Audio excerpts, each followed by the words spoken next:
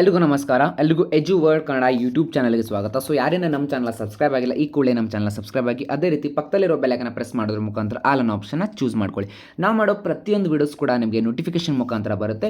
So ಬನ್ನಿ ಇವತ್ತಿನ ಈ ಒಂದು ವಿಡಿಯೋನ ಸ್ಟಾರ್ಟ್ ಮಾಡೋಣ. ಸೊ ಇವತ್ತಿನ ಈ ಒಂದು ವಿಡಿಯೋದಲ್ಲಿ ನಿಮಗೆ ನಾನು ತಮ್ಮನೆಲ್ಲಲ್ಲಿ ಹೇಳಿರೋ ಹಾಗೆ ಮಾತೃವಂದನಾ ಯೋಜನೆ ಬಂದುಬಿಟ್ಟು ಇವಾಗ ಅಪ್ಲಿಕೇಶನ್ ಸ್ಟಾರ್ಟ್ ಆಗಿದೆ. ಸೊ ಇದು ಬಂದುಬಿಟ್ಟು ಮಹಿಳೆಯರ ಖಾತೆಗೆ 11,000 ಜಮಾ ಆಗುತ್ತೆ. ಇದು ಬಂದುಬಿಟ್ಟು ಒಂದು ಬಾರಿ ಮಾತ್ರ ಕೊಡ್ತಾರೆ, ಅಂದರೆ ಇದನ್ನು ತಿಂಗಳಿಗೆ, ವರ್ಷಕ್ಕೆ ಅಥವಾ ಈ ರೀತಿ ಏನು ಇರೋದಿಲ್ಲ. ಸೊ ಈ ಒಂದು ಯೋಜನೆ ಯಾರಿಗೆ ಮತ್ತು ಯಾರೆಲ್ಲ ಇದನ್ನು ಯೋಜನೆಯನ್ನು ಪಡಿಬೋದು ಅಂತಂದರೆ, ಸೊ PM ಮಾತೃವಂದನಾ ಯೋಜನೆ ಬಂದುಬಿಟ್ಟು ಪ್ರಧಾನಮಂತ್ರಿ ವಂದನಾ ಯೋಜನೆ ಅಂತ.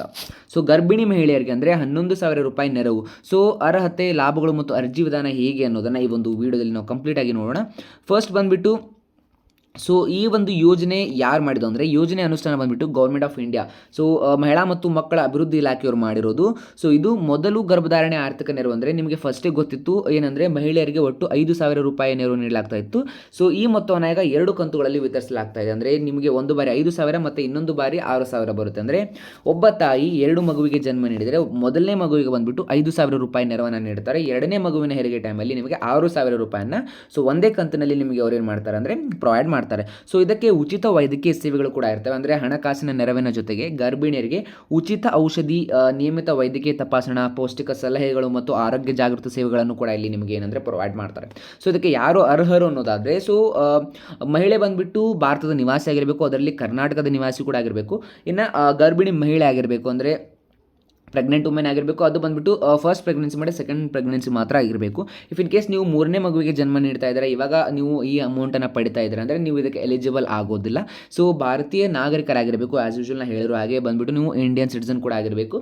ಸೊ ಮೊದಲ ಗರ್ಭಧಾರಣೆ ಅಥವಾ ಎರಡನೇ ಗರ್ಭಧಾರಣೆಯಲ್ಲಿ ಹೆಣ್ಣು ಮಗುವಿಗೆ ಜನಿಸಿ ಅಂದರೆ ಫಾರ್ ಎಕ್ಸಾಂಪಲ್ ನಿಮ್ಮ ಒಂದು ಮೊದಲನೇ ಅಥವಾ ಎರಡನೇ ಮಗು ಬಂದುಬಿಟ್ಟು ಕಂಪಲ್ಸರಿ ಆಗಿ ಹೆಣ್ಣು ಮಗುನೇ ಆಗಿರಬೇಕು. ಸೊ ಸರ್ಕಾರ ನಿಗದಿಪಡಿಸಿದ ಆರೋಗ್ಯ ತಪಾಸಣೆಯಲ್ಲಿ ಪೂರ್ಣಗೊಳಿಸಿರಬೇಕು. ಸೊ ಇನ್ನು ಅರ್ಜಿ ಸಲ್ಲಿಸಲು ಅಗತ್ಯವಿರುವ ದಾಖಲೆಗಳ್ಯಾವಪ್ಪ ಅಂದರೆ, ಸೊ ಅರ್ಜಿ ಸಲ್ಲಿಸುವ ಟೈಮಲ್ಲಿ ನಿಮಗೆ ಆಧಾರ್ ಕಾರ್ಡ್, ನಿಮ್ಮೊಂದು ಪ್ಯಾನ್ ಕಾರ್ಡ್, ನಿಮ್ಮೊಂದು ಇತ್ತೀಚಿನ ಭಾವಚಿತ್ರ, ಜಾತಿ ಮತ್ತು ಆದಾಯ ಪ್ರಮಾಣ ಪತ್ರ ಬೇಕು. ಇನ್ನು ಬ್ಯಾಂಕ್ ಪಾಸ್ಬುಕ್ ವಿವರಗಳು ಬೇಕು. ಇನ್ನು ಮಗುವಿನ ಜನನ ಪ್ರಮಾಣ ಪತ್ರ ಕೂಡ ಇಲ್ಲಿ ಬೇಕಾಗುತ್ತೆ. ಸೊ ಅರ್ಜಿಯನ್ನು ಯಾವ ರೀತಿ ಸಲ್ಲಿಸೋದು ಅಂದರೆ, ಅರ್ಜಿಯನ್ನು ನೀವು 2 ವಿಧಾನದಲ್ಲಿ ಸಲ್ಲಿಸ್ಬೋದು. ಒಂದು ಬಂದುಬಿಟ್ಟು ಆನ್ಲೈನ್ ಅರ್ಜಿಯನ್ನು ಸಲ್ಲಿಸ್ಬೋದು, ಇನ್ನೊಂದು ಆಫ್ಲೈನ್ ಅರ್ಜಿಯನ್ನು ಸಲ್ಲಿಸ್ಬೋದು.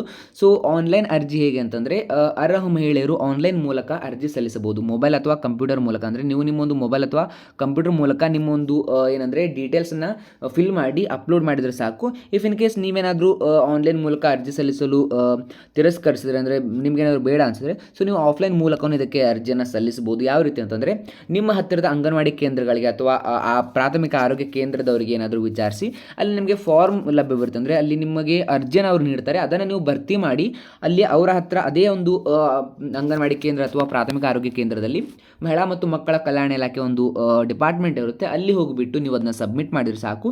ಸೊ ನಿಮಗೆ ಏನಂತಂದರೆ ಈ ಒಂದು ಸರ್ಕಾರದಿಂದ ನೀಡುವಂತಹ ಒಂದು ಏನಂದರೆ 11,000 ರೂಪಾಯಿಗೆ ಎಲಿಜಿಬಲ್ ಆಗ್ತೀರಾ. ಸೊ ಈ ಒಂದು ವಿಡಿಯೋದಲ್ಲಿ ನಾನು ನಿಮಗೆ ಮಾಹಿತಿಯನ್ನು ಏನಂತಂದರೆ ಇಷ್ಟೇ ತಿಳಿಸಿದ್ದೀನಿ. ಸೊ ಇದಕ್ಕೆ ಹೆಚ್ಚಿನ ಮಾಹಿತಿ ಏನಾದರೂ ಬೇಕಪ್ಪ ಅಂತಂದರೆ ಈ ಒಂದು ವಿಡಿಯೋನ ಲೈಕ್ ಮಾಡಿ ಮತ್ತು ಈ ಒಂದು ವಿಡಿಯೋಲಿ ಕಮೆಂಟ್ ಸೆಕ್ಷನಲ್ಲಿ ಕಮೆಂಟ್ ಮಾಡಿ. ಬಿಕಾಸ್ ಅದಕ್ಕೆ ನಾನು ನಿಮಗೆ ಹೆಚ್ಚಿನ ಮಾಹಿತಿಯನ್ನು ಕಲೆ ಹಾಕಿಬಿಟ್ಟು ಈ ಒಂದು ವಿಡಿಯೋಕ್ಕೆ ಹೆಚ್ಚಿನ ಮಾಹಿತಿ ನೀಡುವಂತಹ ಪ್ರಯತ್ನ ಕೂಡ ಮಾಡ್ತೀನಿ.